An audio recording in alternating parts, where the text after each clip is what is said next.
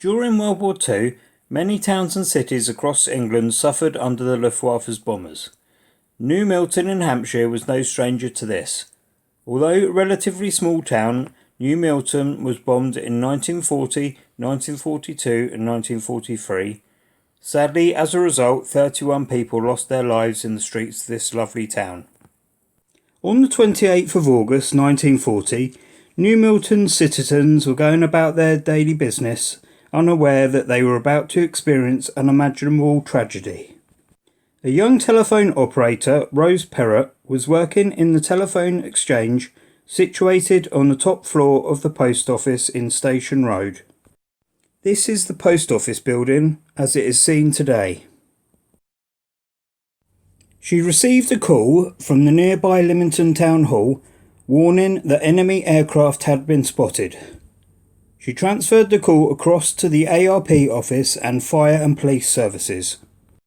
After this, she began making tea for her colleague and herself. In the kitchen area, she had a good view over the rooftops across the high street. She noticed an aeroplane headed towards the town.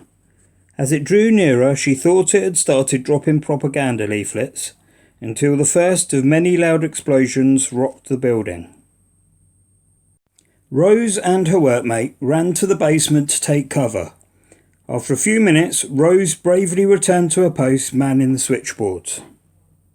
As Rose made her tea, a 9-year-old John Hutchins stood outside what is now Charles Noble's Jewellers with his best mate Ivan Bryant. They were hoping to collect souvenir cap badges from passing soldiers. This is Charles Noble Jewellers as it looks today. Looking past the shoppers and workers that were headed home, a lone Heinkel 111 swooped low over the town, so low they could see the crew inside. Then the ground shook like an earthquake as the first of over 20 explosions hit the town.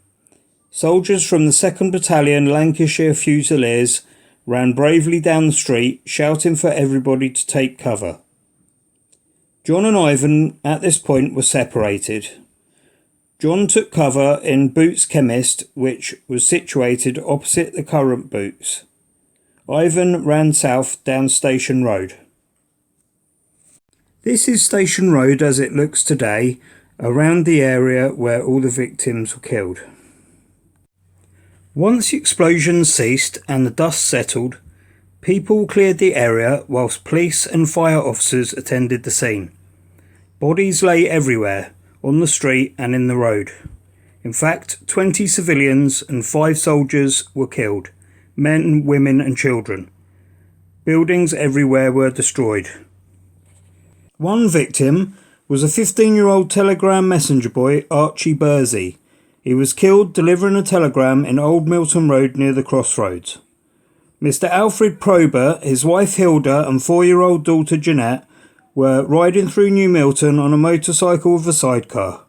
All 3 were killed instantly in the road by the War Memorial.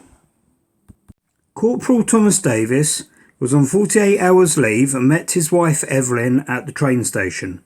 As they walked along Station Road, the bomber struck. Thomas died on the street and his wife died soon after at Milford-on-Sea Hospital. In all, during the attack, 24 bombs were dropped in a line from Old Milton Road, across Station Road and into Spencer Road. In spite of this terrible attack on a defenceless town, it was more than 2 years until tragedy struck once again. On the 8th of August 1942, Donald Tompkins and his brother George were staring out of their bedroom window in their family home in Peckham Avenue, seen here circled in red. The 2 boys noticed a German bomber fly across the town and drop 2 bombs over Spencer Road. This is what Spencer Road looks like today. The force of the blast threw Donald and his brother back onto the bed. Sadly, this attack claimed the life of 52-year-old Gladys Richardson. 5 months later, in January 1943, came the third and thankfully the final raid on New Milton. Once again, Donald Tompkins was caught up in the action. A lone Luftwaffe bomber attacked the town. In the neighbouring street to Donald's house, seen here marked in red, A property called Mere Villa took a direct hit from one of 4 bombs dropped. 2 families were lodging in the house at that time, and sadly 5 people were killed in the blast, 4 of which were children, and the youngest was just 6 years old. Donald was bringing home some fish and chips when his dad ran them indoors to take cover. One of the bombs hit at the bottom of Donald's garden. Debris crashed through the roof into the house, and they were lucky to come out with their lives. It is undeniable that these 3 raids caused massive devastation and tragedy to a small and harmless town. And walking through the areas where the bombings took place, you could hardly tell what had happened across 3 years in the 1940s. Since 2016, people gather together in remembrance of those that paid the ultimate price. They meet at the memorial clock in Station Road.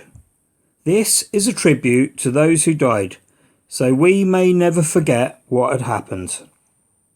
Thanks for watching. Don't forget to like and subscribe for more great videos.